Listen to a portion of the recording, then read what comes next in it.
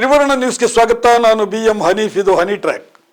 ಸ್ನೇಹಿತರೆ, ಕರ್ನಾಟಕದ ವಿಧಾನಮಂಡಲದ ಇತಿಹಾಸದಲ್ಲೇ ಮೊದಲ ಬಾರಿಗೆ ರಾಜ್ಯಪಾಲರು ಸರ್ಕಾರ ಬರೆದುಕೊಟ್ಟ ಭಾಷಣವನ್ನು ಓದಲು ನಿರಾಕರಿಸಿದ್ದಾರೆ. ಜಂಟಿ ಅಧಿವೇಶನಕ್ಕೆ ಬಂದ ರಾಜ್ಯಪಾಲರು ಭಾಷಣದ ಮೊದಲ 7 ಸಾಲು ಮತ್ತು ಕೊನೆಯ 3 ಸಾಲನ್ನು ಓದಿ ಅಲ್ಲಿಂದ ನಿರ್ಗಮಿಸಿದ್ದಾರೆ. ಹಾಗೆ ನಿರ್ಗಮಿಸುವಾಗ ಕಾಂಗ್ರೆಸ್ ಶಾಸಕರು ಪ್ರತಿಭಟನೆ ಮಾಡಿದ್ದಾರೆ, ಘೋಷಣೆ ಕೂಗಿದ್ದಾರೆ. ರಾಜ್ಯಪಾಲರು ಸಂವಿಧಾನದ ವಿಧಿಯನ್ನು ಉಲ್ಲಂಘಿಸಿದ್ದು ಸರಿಯಲ್ಲ ಅಂತ ಖಂಡನೆ ಮಾಡಿದ್ದಾರೆ. ರಾಜ್ಯದ ವಿಧಾನಸಭೆಯಲ್ಲಿ ಇಂತಹ ಕೋಲಾಹಲ ಎಂದೂ ಆಗಿಲ್ಲ ಅಂತ ಹೇಳಿ ಅಲ್ಲ. ಈ ಹಿಂದೆ ಶಾಸಕರೊಬ್ಬರು ಡೆಸ್ಕ್ ಮೇಲೆ ಹತ್ತಿ ಬಟ್ಟೆ ಹರ್ಕೊಂಡು ಕೂಗಾಡಿದ್ದು ನಡೆದಿದೆ. ವಿಧಾನಸಭೆಯ ಬಾಗಿಲನ್ನು ತಳ್ಳಿ ಮಾರ್ಷಲ್ಗಳನ್ನು ದೂಡಿ ಶಾಸಕರು ಒಳಗೆ ಬಂದದ್ದು ಆಗಿದೆ. ಆದರೆ ರಾಜ್ಯಪಾಲರು ಮಾತ್ರ ಈ ತರದ ಗದ್ದಲಗಳಿಗೆ ಯಾವತ್ತೂ ಕಾರಣರಾಗಿರಲಿಲ್ಲ. ಈ ಸಲ ರಾಜ್ಯಪಾಲರೇ ಒಂದು ಕೆಟ್ಟ ಮೇಲ್ಪಂಕ್ತಿಯನ್ನು ಹಾಕಿಕೊಟ್ಟಿದ್ದಾರೆ. ಅದು ಸಂವಿಧಾನದ ವಿಧಿಗಳನ್ನು ಉಲ್ಲಂಘಿಸಿ ಸರ್ಕಾರಕ್ಕೆ ಸೆಡ್ಡು ಹೊಡೆದಿದ್ದಾರೆ. ರಾಜ್ಯಪಾಲರು ಚುನಾಯಿತ ಶಾಸಕರಲ್ಲ, ಅವರ ಅಧಿಕಾರ ಬಹಳ ಸೀಮಿತವಾದದ್ದು. ಅದು ಕೇಂದ್ರ ಮತ್ತು ರಾಜ್ಯ ಸರ್ಕಾರದ ಮಧ್ಯೆ ಒಂದು ಪಾರ್ಟ್ ಟೈಮ್ ಮಧ್ಯವರ್ತಿಯ ಕೆಲಸ. ಸರ್ಕಾರ ಕಳಿಸಿದ ಫೈಲ್ಗಳಿಗೆ ರಾಜ್ಯಪಾಲರ ಅಂಕಿತ ಹಾಕಬೇಕು. ಕೆಲವು ಸಲ ಅವರು ಫೈಲ್ಗಳನ್ನು ಸರ್ಕಾರಕ್ಕೆ ವಾಪಸ್ ಕಳಿಸ್ಬೋದು. ಆಗ ಸರ್ಕಾರ ಮತ್ತೆ ಆ ಫೈಲ್ಗಳನ್ನು ರಾಜ್ಯಪಾಲರಿಗೆ ಕಳಿಸೋದು ಇದೆ. ತಮಗೆ ಸಹಿ ಹಾಕೋದಕ್ಕೆ ಇಷ್ಟ ಇಲ್ಲ ಅಂತ ಆದರೆ ರಾಜ್ಯಪಾಲರು ಅದನ್ನು ರಾಷ್ಟ್ರಪತಿಗಳಿಗೆ ಕಳಿಸ್ಕೊಡ್ಬೋದು. ರಾಷ್ಟ್ರಪತಿಯವರು ಅದನ್ನು ನೋಡಿ ಸಹಿ ಹಾಕಿ ಕಳಿಸ್ಬೋದು ಅಥವಾ ಅವರು ಕೂಡ ವಾಪಸ್ ಮಾಡ್ಬೋದು. ಇದಕ್ಕೆಲ್ಲ ಸಂವಿಧಾನದಲ್ಲಿ ಅದರದ್ದೇ ಆದಂತಹ ಅವಕಾಶಗಳಿದೆ, ವಿಧಿಗಳಿವೆ. ಆದರೆ ಜಂಟಿ ಅಧಿವೇಶನಕ್ಕೆ ಬರುವಂತಹ ರಾಜ್ಯಪಾಲರಿಗೆ ತಮಗೆ ಬೇಕಾದಂತೆ ಭಾಷಣ ಮಾಡೋದಕ್ಕೆ ಸಂವಿಧಾನದಲ್ಲಿ ಯಾವ ಅವಕಾಶವೂ ಇಲ್ಲ. ಸಂವಿಧಾನ ಬಹಳ ಸ್ಪಷ್ಟವಾಗಿ ಹೇಳಿದೆ, ಸರ್ಕಾರ ಬರೆದು ಕೊಟ್ಟಂತಹ ಭಾಷಣವನ್ನ ರಾಜ್ಯಪಾಲರು ಓದಬೇಕು. ಈಗ ರಾಜ್ಯಪಾಲ ಥಾವರ್ ಚಂದ್ ಗೆಹ್ಲೋಟ್ ಅವರು ಪೂರ್ತಿ ಭಾಷಣ ಓದೋದಕ್ಕೆ ನಿರಾಕರಿಸಿದ್ದಾರೆ. 2 ನಿಮಿಷ ಅಷ್ಟೇ ಓದಿ ಸದನದಿಂದ ನಿರ್ಗಮಿಸಿದ್ದಾರೆ. ಸದನದಲ್ಲಿ ಸಾಮಾನ್ಯವಾಗಿ ರಾಜ್ಯಪಾಲರ ಭಾಷಣ ಆದ ಬಳಿಕ ರಾಷ್ಟ್ರಗೀತೆ ನುಡಿಸಬೇಕು. ಆದರೆ ರಾಜ್ಯಪಾಲರು ರಾಷ್ಟ್ರಗೀತೆಗೂ ಕಾಯಲಿಲ್ಲ, ಅವಸರದಿಂದ ಹೊರಟೆ ಹೋದರು. ಆಗ ಸದನದಲ್ಲಿ ಪ್ರತಿಭಟನೆ ನಡೆಯಿತು, ಗದ್ದಲ ನಡೆಯಿತು, ಘೋಷಣೆಗಳು ಮೊಳಗಿದವು. ಸದನದಲ್ಲಿ ಅವತ್ತು ಏನಾಯ್ತು ಅನ್ನೋದನ್ನ ಒಮ್ಮೆ ಈ ವಿಡಿಯೋದಲ್ಲಿ ನೀವೇ ನೋಡಿ.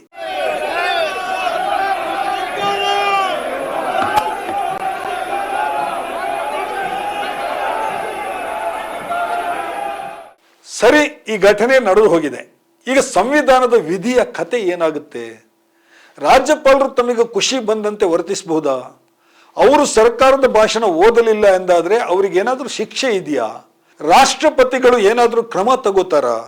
ಅಥವಾ ರಾಜ್ಯ ಸರ್ಕಾರವೇ ಸುಪ್ರೀಂ ಕೋರ್ಟಿಗೆ ಅರ್ಜಿ ಸಲ್ಲಿಸಿ ನ್ಯಾಯ ಕೇಳಬೇಕಾ? ಕರ್ನಾಟಕ ಸರ್ಕಾರ ಈ ಬಗ್ಗೆ ಸುಪ್ರೀಂ ಕೋರ್ಟಿಗೆ ಅರ್ಜಿ ಸಲ್ಲಿಸುವುದನ್ನು ಪರಿಶೀಲಿಸ್ತಾ ಇದೆ ಅಂತ CM ಸಿದ್ದರಾಮಯ್ಯ ಈಗಾಗಲೇ ಹೇಳಿದ್ದಾರೆ. ಸರಿ, ಅವ್ರ ಕೆಲಸ ಅವ್ರು ಮಾಡ್ತಾರೆ. ಆದ್ರೆ ಪ್ರಜೆಗಳಿಗೆ ಏನ್ ಮಾಡಬೇಕು? ನಿಜಕ್ಕೂ ರಾಜ್ಯಪಾಲರ ಹುದ್ದೆ ಅಗತ್ಯ ಇದೆಯಾ? ರಾಜ್ಯಪಾಲರು ಇರಲಿಲ್ಲ ಅಂತ ಹೇಳಿ ಆದ್ರೆ ಚುನಾಯಿತ ರಾಜ್ಯ ಸರ್ಕಾರಗಳು ಕೆಲಸ ಮಾಡೋದಕ್ಕೆ ಆಗೋದಿಲ್ವಾ? ರಾಜ್ಯಪಾಲರನ್ನು ಸಾಕೋದಕ್ಕೆ ಸರ್ಕಾರ ಎಷ್ಟು ಖರ್ಚು ಮಾಡ್ತಾ ಇದೆ? ಈ ಹಣ ಬೊಕ್ಕಸದ ಮೇಲೆ ಹೊರೆ ಅಲ್ವಾ? ರಾಜ್ಯಪಾಲರಿಂದ ರಾಜ್ಯಕ್ಕೆ ಏನಾದರೂ ಪ್ರಯೋಜನ ಇದೆಯಾ?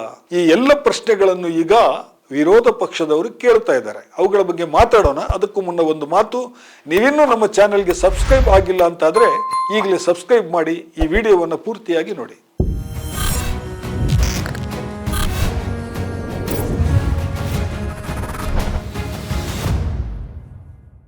ಸ್ನೇಹಿತರೆ, ನನ್ನ ಅಭಿಪ್ರಾಯದ ಪ್ರಕಾರ ರಾಜ್ಯಪಾಲರ ಹುದ್ದೆ ದುರ್ಬಳಕೆ ಆದದ್ದೇ ಹೆಚ್ಚು.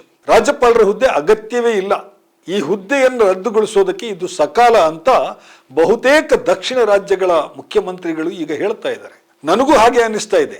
ರಾಜ್ಯಪಾಲರ ಹುದ್ದೆ ಏಕೆ ಅಗತ್ಯವಿಲ್ಲ ಅನ್ನೋದಕ್ಕೆ ಇಲ್ಲಿ ಒಂದಿಷ್ಟು ಕಾರಣಗಳಿವೆ, ಅದನ್ನ ಕೇಳಿಸ್ಕೊಳ್ಳಿ. ಮೊದಲನೇದಾಗಿ, ಗವರ್ನರ್ ಹುದ್ದೆಯೇ ಸಾಮ್ರಾಜ್ಯಶಾಹಿಯ ಪಳೆಯುಳಿಕೆ. ನೈಜ ಒಕ್ಕೂಟ ವ್ಯವಸ್ಥೆಯಲ್ಲಿ ಅದಕ್ಕೆ ಜಾಗ ಇಲ್ಲ. ಈ ಹಿಂದೆ ಬ್ರಿಟಿಷರು ಭಾರತದ ಪ್ರಾಂತ್ಯಗಳನ್ನು ನಿಯಂತ್ರಿಸೋದಕ್ಕಾಗಿ ಗವರ್ನರ್ ಹುದ್ದೆಗಳನ್ನು ಸೃಷ್ಟಿ ಮಾಡಿದ್ರು. ಬ್ರಿಟಿಷರ ಏಜೆಂಟರಾಗಿ ಇಂಗ್ಲೆಂಡಿಂದ ಬಂದವರು ಗವರ್ನರ್ ಆಗಿ ತಮ್ಮ ದರ್ಬಾರ್ಗಳನ್ನು ಮಾಡ್ತಾ ಇದ್ರು, ಪ್ರಾಂತ್ಯಗಳನ್ನು ಕಂಟ್ರೋಲ್ ಮಾಡ್ತಾ ಇದ್ರು. ಅದೇ ವ್ಯವಸ್ಥೆಯನ್ನು ನಾವು ಸ್ವತಂತ್ರ ಭಾರತದಲ್ಲಿ ಮುಂದುವರಿಸಿದ್ದೇವೆ. ಬ್ರಿಟಿಷರ ಜಾಗದಲ್ಲಿ ಈಗ ಕೇಂದ್ರ ಸರ್ಕಾರ ಇದೆ. ಸ್ವತಂತ್ರ ಸರ್ಕಾರನೇ, ನಾವೇ ಆರಿಸಿದ ಸರ್ಕಾರ. ಆದ್ರೆ ಬ್ರಿಟಿಷರು ಏನು ಕೆಲಸ ಮಾಡ್ತಾ ಇದ್ರು ಅದನ್ನೇ ಇವರು ಈಗ ಮಾಡ್ತಾ ಇದ್ದಾರೆ. ರಾಜ್ಯ ಸರ್ಕಾರದ ಆಡಳಿತದಲ್ಲಿ ಹಸ್ತಕ್ಷೇಪ ಮಾಡೋದಕ್ಕೆ ರಾಜ್ಯಪಾಲರನ್ನು ಬಳಸ್ಕೊಳ್ತಾ ಇದ್ದಾರೆ. ಕೇಂದ್ರದ ಏಜೆಂಟರಾಗಿ ರಾಜ್ಯಪಾಲರು ಸಂವಿಧಾನಕ್ಕೆ ವಿರುದ್ಧವಾದಂತಹ ಕೆಲಸಗಳನ್ನು ಮಾಡ್ತಾ ಇದ್ದಾರೆ. ರಾಜ್ಯಪಾಲರನ್ನು ನೇಮಿಸೋದು ಕೇಂದ್ರ ಸರ್ಕಾರ.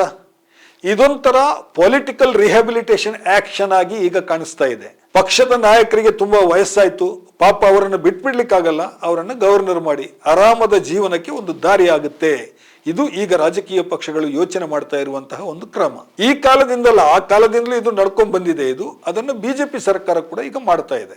ನಮ್ಮ ತಾವರ್ ಚಂದ್ ಅವರನ್ನೇ ತಗೊಳ್ಳಿ, ಅವರಿಗೀಗ 77 ವರ್ಷ, ಮೊಮ್ಮಕ್ಕಳನ್ನ ಆಡಿಸ್ಕೊಂಡು ಇರಬೇಕಾದಂತ ವಯಸ್ಸು. ಅಫ್ಕೋರ್ಸ್ ಅದನ್ನೇ ಅವರು ರಾಜಭವನದಲ್ಲಿ ಮಾಡಿ ಅಂತ ಕೇಂದ್ರ ಸರ್ಕಾರ ಹೇಳಿದಂತೆ ಕಾಣಿಸ್ತಾ ಇದೆ. ಹಾಗಂತ ಎಲ್ಲ ಗವರ್ನರ್ಗಳು ಒಂದೇ ತರ ಇರೋದಿಲ್ಲ. ಕೆಲವರು ಬಹಳ ಜೆಂಟ್ಲ್ಮೆನ್ಗಳು ಇರ್ತಾರೆ. ಅದು ವಿರೋಧ ಪಕ್ಷದ ಸರ್ಕಾರ ಇದ್ರೂ ಕೂಡ ನಿಯಮದ ಪ್ರಕಾರ ಕೆಲಸ ಮಾಡಿರೋರು ಇದ್ದಾರೆ, ಆದ್ರೆ ಅವ್ರ ಸಂಖ್ಯೆ ಕಡಿಮೆ. ಇನ್ನು ಕೆಲವರು ಬಂದು ರಾಜ್ಯಗಳಿಗೆ ಬಂದು ಬೆಂಚ್ ಮಿಸ್ ಮಾಡಿ ಆರಾಮವಾಗಿ ನಿವೃತ್ತಿ ಜೀವನ ಕಳೆದು ವಾಪಸ್ ಹೋಗ್ತಾರೆ. ಇನ್ನು ಕೆಲವರು ಇಲ್ಲ ಸಲ್ಲದ ಉಪದ್ಯಾಪ ಮಾಡಿ ರಾಜ್ಯ ಸರ್ಕಾರದ ಕೆಲಸದಲ್ಲಿ ಮೂಗು ತೂರಿಸಿ ರಾಡಿ ಎಬ್ಬಿಸ್ತಾರೆ. ಅಸೆಂಬ್ಲಿ ಮತ್ತು ಕೌನ್ಸಿಲ್ನಲ್ಲಿ MLAಗಳು MLCಗಳು ಭಾರಿ ಚರ್ಚೆ ಮಾಡಿ, ಕೆಲವು ಸಲ ಕಿತ್ತಾಡ್ಕೊಂಡು ವಾಗ್ವಾದ ಮಾಡಿ ಮಸೂದೆಗಳನ್ನು ಪಾಸ್ ಮಾಡ್ತಾರೆ. ಅದು ಕಾನೂನಾಗುತ್ತೆ. ಅದಕ್ಕೆ ಗವರ್ನರ್ ಒಂದು ಸೈನ್ ಹಾಕಬೇಕು. ಕೆಲವು ಗವರ್ನರ್ಗಳು ಈ ರೀತಿಯ ಕಾನೂನುಗಳನ್ನು ರಾಜಭವನದಲ್ಲಿ ವರ್ಷಗಟ್ಟಲೆ ಕೊಳೆ ಹಾಕಿದ್ದಿದೆ. 2 ವರ್ಷ, 3 ವರ್ಷ, 4 ವರ್ಷ, 5 ವರ್ಷ ಕೂಡ ಒಂದು ಮಸೂದೆ ವಾಪಸ್ ರಾಜ್ಯ ಸರ್ಕಾರಕ್ಕೆ ಬಂದಿರದೇ ಇದ್ದಂತಹ ಉದಾಹರಣೆಗಳಿದೆ. ಇನ್ನು ಕೆಲವರು ಅನಗತ್ಯವಾಗಿ ರಾಷ್ಟ್ರಪತಿಗಳಿಗೆ ಮಸೂದೆಯನ್ನು ಕಳಿಸ್ಕೊಟ್ಟು ಟೈಮ್ ಪಾಸ್ ಮಾಡ್ತಾರೆ. ಕಳೆದ ವರ್ಷ ಸುಪ್ರೀಂ ಕೋರ್ಟ್ ಗಮನಕ್ಕೆ ಈ ವಿಷಯ ಬಂತು.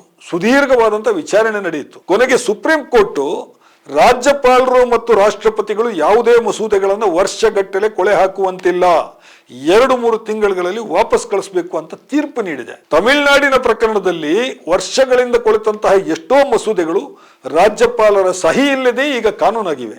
ಸುಪ್ರೀಂ ಕೋರ್ಟ್ ಹೇಳಿದ್ರು ಕೂಡ ಈಗಲೂ ಕೆಲವು ರಾಜ್ಯಪಾಲರು ಆ ತೀರ್ಪನ್ನ ಪಾಲಿಸ್ತಾ ಇಲ್ಲ. ಎಷ್ಟೋ ಸಲ ಸಂವಿಧಾನದ 356ನೇ ವಿಧಿಯನ್ನು ದುರ್ಬಳಕೆ ಮಾಡಿ ರಾಜ್ಯ ಸರ್ಕಾರಗಳನ್ನು ವಜಾ ಮಾಡೋದಕ್ಕೆ ಗವರ್ನರ್ಗಳು ವರದಿ ನೀಡಿದ್ದಾರೆ, ಕಾರಣರಾಗಿದ್ದಾರೆ. ರಾಜ್ಯದ ಜನ ಮತ ಹಾಕಿ ಗೆಲ್ಲಿಸಿದ ಸರ್ಕಾರಗಳಿಗೆ ರಾಜ್ಯಪಾಲರು ಪರ್ಯಾಯ ಶಕ್ತಿ ಕೇಂದ್ರ ಆಗೋದು ಖಂಡಿತವಾಗಿಯೂ ಪ್ರಜಾಪ್ರಭುತ್ವಕ್ಕೆ ಮಾರಕವಾದಂತಹ ಸಂಗತಿಯಾಗಿದೆ. ಈ ಕೇಂದ್ರ ಸರ್ಕಾರದ ಏಜೆಂಟರಾಗಿ ಅವರು ಹೇಳಿದಂತೆ ನಡ್ಕೊಳ್ಳುವಂತಹ ರಾಜಕೀಯ ಚಟುವಟಿಕೆ ಮಾಡುವಂತಹ ರಾಜ್ಯಪಾಲರ ಸಂಖ್ಯೆ ಇತ್ತೀಚೆಗೆ ಸ್ವಲ್ಪ ಹೆಚ್ಚಾಗಿದೆ. ತಮಿಳುನಾಡು, ಕೇರಳ, ಪಂಜಾಬ್, ಪಶ್ಚಿಮ ಬಂಗಾಳ, ತೆಲಂಗಾಣ, ದೆಹಲಿ, ಮಹಾರಾಷ್ಟ್ರ ಹೀಗೆ ಹಲವು ರಾಜ್ಯಗಳಲ್ಲಿ ಇಂತಹ ಘಟನೆಗಳು ಕಳೆದ 3-4 ವರ್ಷಗಳಿಂದ ನಡೆದಿವೆ. ಈ ತಮಿಳುನಾಡಿನ ನೀಟ್ ಪರೀಕ್ಷೆಯ ವಿನಾಯಿತಿ ಮಸೂದೆಯನ್ನೇ ನೋಡಿ, ಅಥವಾ ಯೂನಿವರ್ಸಿಟಿಗಳಿಗೆ ಕುಲಪತಿಗಳನ್ನು ನೇಮಕ ಮಾಡೋದನ್ನು ನೋಡಿ, ರಾಜ್ಯ ಭಾಷೆಯ ಕುರಿತು ರಾಜ್ಯ ಸರ್ಕಾರಗಳು ಮಂಜೂರು ಮಾಡಿದಂತಹ ಮಸೂದೆಗಳನ್ನು ಗಮನಿಸಿ, ಅಥವಾ ಮೀಸಲಾತಿ ಕುರಿತ ಮಸೂದೆಗಳನ್ನು ಗಮನಿಸಿ, ಹೀಗೆ ಮಹತ್ವದ ನಿರ್ಧಾರಗಳೆಲ್ಲ ಏನು ರಾಜ್ಯ ಸರ್ಕಾರಗಳು ತಗೊಂಡಿವೆ ಅದಕ್ಕೆ ರಾಜ್ಯಪಾಲರು ಅಡ್ಡಗಾಲು ಹಾಕಿದಂತಹ ಉದಾಹರಣೆ ಇದೆ. ಒಂದು ರೀತಿಯಲ್ಲಿ ರಾಜಭವನ ಅಂದ್ರೆ ವೇಸ್ಟ್ ಆಫ್ ಮನಿ, ಸಾರ್ವಜನಿಕರ ಮೇಲೆ ಅನಗತ್ಯ ಹೊರೆ. ಗವರ್ನರ್ಸ್ ಆಕ್ಟ್ 1982 ಪ್ರಕಾರ ಈ ರಾಜ್ಯಪಾಲರಿಗೆ ತಿಂಗಳಿಗೆ 3.5 ಲಕ್ಷ ಸಂಬಳ ಇದೆ. ಅವರ ಸಂಬಳನೇ ವರ್ಷಕ್ಕೆ 42 ಲಕ್ಷ ರೂಪಾಯಿ ಆಗುತ್ತೆ. ಅದರ ಮೇಲೆ ಲಕ್ಷಾಂತರ ರೂಪಾಯಿ ಪ್ರತಿ ತಿಂಗಳು ಬೇರೆ ವೆಚ್ಚಗಳು ಬರ್ತವೆ. ರಾಜಭವನದಲ್ಲಿ 100ರಿಂದ 150 ಜನ ಕೆಲಸಕ್ಕಿದ್ದಾರೆ, ಅವರ ವೆಚ್ಚವನ್ನೆಲ್ಲ ನೋಡ್ಕೋಬೇಕು. 50-60 ಸಿಬ್ಬಂದಿ, ಅದರ ಮೇಲೆ 10-20 ಪೊಲೀಸರ ಭದ್ರತೆ. ಕೇಂದ್ರ ಸರ್ಕಾರದ ಪೊಲೀಸರು ಸಾಲಿಲ್ಲ ಅಂತ ಹೇಳಿದ್ರೆ ರಾಜ್ಯದಿಂದ ಕೂಡ ಪೊಲೀಸರಲ್ಲಿ ಕೆಲಸ ಮಾಡ್ಲಿಕ್ಕೆ ಹೋಗ್ಬೇಕಾಗತ್ತೆ. ಸಾಕಷ್ಟು ವಾಹನಗಳು, ಪ್ರಯಾಣ ಭತ್ಯೆ, ಮೆಡಿಕಲ್ ಬೆನಿಫಿಟ್ಸು, ಆತಿಥ್ಯ ಭತ್ಯೆ ಅಂದ್ರೆ ಅಲ್ಲಿ ಅತಿಥಿಗಳು ಯಾರಾದ್ರೂ ಬಂದ್ರೆ ಅವರಿಗೆ ಭರ್ಜರಿ ಊಟ ಹಾಕೋದಕ್ಕೆ ವೆಚ್ಚ ಆಗಿರೋದು, ಮನರಂಜನೆ ಭತ್ಯೆ, ಹೀಗೆ ಸಿಕ್ಕಾಪಟ್ಟೆ ಭತ್ಯೆಗಳು ರಾಜ್ಯಪಾಲರಿಗೆ ಇವೆ. ಸುಮ್ಮನೆ ಒಂದು ಲೆಕ್ಕ ತೆಗೆದೆ, ಮಹಾರಾಷ್ಟ್ರದಲ್ಲಿ 2021-22ರಲ್ಲಿ 32 ಕೋಟಿ ರೂಪಾಯಿ ರಾಜ್ಯಪಾಲರಿಗೆ ಖರ್ಚಾಗಿದೆ. ಇದು ಅಧಿಕೃತ ಲೆಕ್ಕ, ನನಗೆ ಸಿಕ್ಕಿದ್ದು ಒಂದು. ಈಗ ಬಹುಶಃ ಅದು 50 ಕೋಟಿ ದಾಟಿರಬಹುದು. ದೇಶದ 28 ರಾಜ್ಯಗಳು ವರ್ಷಕ್ಕೆ ಏನಿಲ್ಲವೆಂದರೂ 700-800 ಕೋಟಿ ರೂಪಾಯಿಯನ್ನು ರಾಜ್ಯಪಾಲರ ಸಲುವಾಗಿ ಖರ್ಚು ಮಾಡುತ್ತವೆ ಅನ್ನೋದು ಒಂದು ಲೆಕ್ಕಾಚಾರ. ಇದೆಲ್ಲ ಬೇಕಾ ಅಂತ ಈಗ ದಕ್ಷಿಣದ ರಾಜ್ಯಗಳಲ್ಲಿ ದೊಡ್ಡ ಚರ್ಚೆ ಶುರುವಾಗಿದೆ. ಕೇಂದ್ರ ಮತ್ತು ರಾಜ್ಯದ ನಡುವೆ ರಾಜ್ಯಪಾಲರ ಅಗತ್ಯ ಅಷ್ಟೇನು ಇಲ್ಲ ಅಂತ ಈಗ ಸಂವಿಧಾನ ತಜ್ಞರು ಕೂಡ ಹೇಳ್ತಾ ಇದ್ದಾರೆ. ಏನ್ ಕೆಲಸ ಮಾಡ್ತಾರೆ ರಾಜ್ಯಪಾಲರು? ಮಂತ್ರಿಗಳಿಗೆ, ಮುಖ್ಯಮಂತ್ರಿಗಳಿಗೆ ಪ್ರಮಾಣ ವಚನವನ್ನು ಬೋಧಿಸೋದಾ? ಹೈಕೋರ್ಟ್ ಚೀಫ್ ಜಸ್ಟಿಸ್ ಆ ಕೆಲಸವನ್ನ ಮಾಡಬಹುದು. ಅಸೆಂಬ್ಲಿನಲ್ಲಿ ನನ್ನ ಸರ್ಕಾರ ಅಂತ ಭಾಷಣ ಮಾಡೋದಕ್ಕೆ ರಾಜ್ಯಪಾಲರೇ ಏಕ್ ಬೇಕು?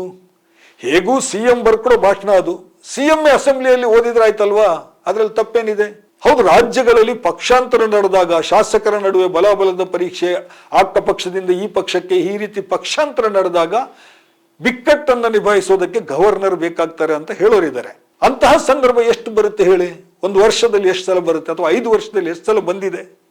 ಹಾಗೇನಾದ್ರೂ ಬಂದ್ರೆ ಅದನ್ನ ನೇರ ರಾಷ್ಟ್ರಪತಿಯ ನೋಡ್ಕೋಬಹುದಲ್ವಾ? ಅವರು ಕೂಡ ಸಾಕಷ್ಟು ಪುರುಸೊತ್ತಲ್ಲೇ ಇರ್ತಾರಲ್ವಾ.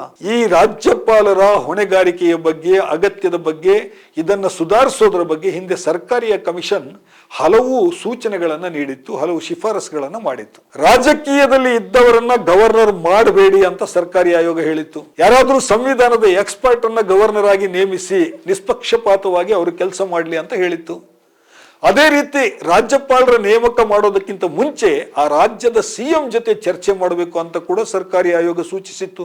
ಈ ತರ ಅನೇಕ ಸುಧಾರಣೆಯ ಸೂಚನೆಗಳನ್ನು ವರ್ಷಗಳ ಹಿಂದೆ ಕೊಟ್ಟಿದ್ರು ಕೂಡ ಇದು ಯಾವುದೂ ನಡೀಲಿಲ್ಲ, ಯಾವುದೂ ಜಾರಿಗೆ ಬರಲಿಲ್ಲ. ಅದಕ್ಕೆ ಗವರ್ನರ್ ಆಫೀಸ್ ಈಗ ಪೆಟ್ಟಿ ಪಾಲಿಟಿಕ್ಸ್ ನ ಕೇಂದ್ರ ಆಗ್ತಾ ಇರೋದು. ಹಾಗಂತ ಗವರ್ನರ್ ಪೋಸ್ಟ್ ಅನ್ನು ರದ್ದು ಮಾಡೋದು ಅಷ್ಟು ಸುಲಭ ಇಲ್ಲ ಅನ್ನೋದು ನನಗೂ ಗೊತ್ತಿದೆ. ಸಂವಿಧಾನದ ಆರ್ಟಿಕಲ್ 153ರಿಂದ 162ವರೆಗೆ ಈ ವಿಚಾರಗಳು ಏನು ಬಂದಿದೆ ಅಲ್ಲೆಲ್ಲ ತಿದ್ದುಪಡಿ ಆಗಬೇಕು. ಹಾಗೆ ತಿದ್ದುಪಡಿ ಮಾಡಬೇಕು ಅಂತ ಹೇಳಿ ಆದ್ರೆ ಪಾರ್ಲಿಮೆಂಟಿನಲ್ಲಿ ವಿಶೇಷವಾದಂತಹ ಮೆಜಾರಿಟಿ ಬೇಕು. ಬಳಿಕ ಅರ್ಧದಷ್ಟು ರಾಜ್ಯಗಳು ಆ ತಿದ್ದುಪಡಿಯನ್ನ ತಮ್ಮ ರಾಜ್ಯದಲ್ಲಿ ವಿಧಾನಮಂಡಲದಲ್ಲಿ ಓಕೆ ಮಾಡಬೇಕು. ಕೇಂದ್ರದಲ್ಲಿ ಅಧಿಕಾರದಲ್ಲಿರುವಂತಹ ಬಿಜೆಪಿ ಸರ್ಕಾರವಂತೂ ಇದನ್ನು ಮಾಡಲ್ಲ. ಯಾಕಂತ ಹೇಳಿದ್ರೆ ಅವರು ರಾಜ್ಯಪಾಲರ ದುರ್ಬಳಕೆಯನ್ನೇ ದೊಡ್ಡ ಒಂದು ಕೆಲಸ ಅನ್ನೋ ತರ ಮಾಡ್ತಾ ಇದ್ದಾರೆ. ನಾಳೆ ಕಾಂಗ್ರೆಸ್ ಸರ್ಕಾರ ಕೇಂದ್ರದಲ್ಲಿ ಅಧಿಕಾರಕ್ಕೆ ಬಂದರೂ ಕೂಡ ಈ ತಿದ್ದುಪಡಿಯನ್ನು ಮಾಡೋ ಚಾನ್ಸ್ ಏನು ಕಾಣಿಸ್ತಾ ಇಲ್ಲ. ಹಾಗಾಗಿ ಈಗ ಏನು ಜನರ ಮಧ್ಯೆ ಇದು ಚರ್ಚೆ ಶುರುವಾಗಿದೆ, ಜನರೇ ಒಂದು ರೀತಿಯಲ್ಲಿ ಇದನ್ನ ಕಾನೂನು ಹೋರಾಟವಾಗಿ ರೂಪಿಸಬೇಕಾದಂತಹ ಅಗತ್ಯ ಇದೆ ಅಂತ ನನಗನ್ಸುತ್ತೆ. ಅಲ್ರಿ ನಿಮ್ಮನ್ನೇ ಕೇಳ್ತೀನಿ, ಯಾರೋ ಒಬ್ರು ವಯಸ್ಸಾದ ಪಾಲಿಟಿಷಿಯನ್ ಸಾಕೋದಕ್ಕೆ, ಅದು ಯಾವ ಮಹತ್ವದ ಕೆಲಸವೂ ಇಲ್ಲದೆ ದೊಡ್ಡ ಬಂಗ್ಲೆನಲ್ಲಿ ಇಟ್ಟು ಸಾಕೋದಕ್ಕೆ ದೇಶದ ಜನ ವರ್ಷಕ್ಕೆ 700-800 ಕೋಟಿ ರೂಪಾಯಿ ತೆರಿಗೆ ಹಣ ಖರ್ಚು ಮಾಡಬೇಕಾ? ಸ್ವಲ್ಪ ಯೋಚಿಸಿ ನೋಡಿ ಸ್ನೇಹಿತರೆ. ಇದಾಗಿದೆ ಇವತ್ತಿನ ಹನಿ ಟ್ರ್ಯಾಕ್. ಇನ್ನೊಂದು ವಿಷಯದ ಜೊತೆ ಮತ್ತೆ ನಿಮ್ಮ ಮುಂದೆ ಬರುತ್ತೇನೆ. ತ್ರಿವರ್ಣ ನ್ಯೂಸ್ನ ಸ್ಪೆಷಲ್ ಸ್ಟೋರಿಗಳನ್ನು ನೋಡ್ತಾ ಇರಿ. ನಮಸ್ಕಾರ.